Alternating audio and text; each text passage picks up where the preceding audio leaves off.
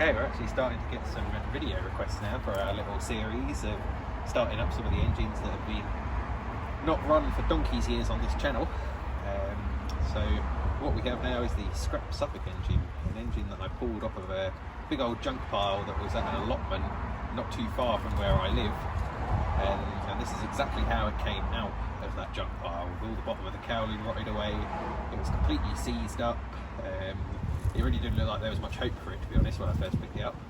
But after about a week or so of toiling with it, we had it unseized and running again, unbelievably, even with its original coil at the time.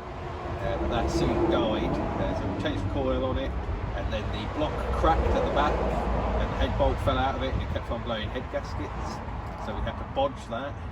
So it's had a fair few instances in the past on this channel where we've resurrected it again, and we're going to see now if it will start up for the first time in 4 years. Last run on the channel in 2016, and it has not been run since. You can even tell that none of these engines have been run for a long time, because this fuel tank that we used to use on all of the videos has caked in dirt and spiders cobwebs. 1 foot of the support stand had rotted away and broken off, so we've had to screw it down to a new base. So some of these engines really haven't been run for a very, very long time. We haven't had to do much to the scrap Suffolk. We just cleaned the points to get a spark. The coil's still fine. So we've literally just cleaned the points. That's all we've done. So we're going to give it a choke. It is cold. It has not been started.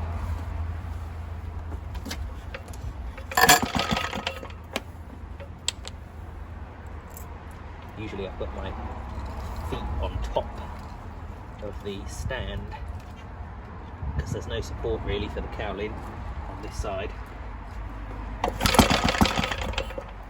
Nearly. Carb's dripping a little bit.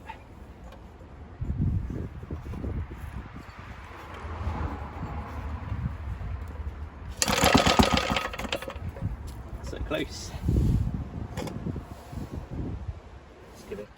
Okay, well, we've had to clean the carburetor out, make loads of adjustments and loads of pulls, and then adjusting the spark gap on the spark plug, but we have finally got there.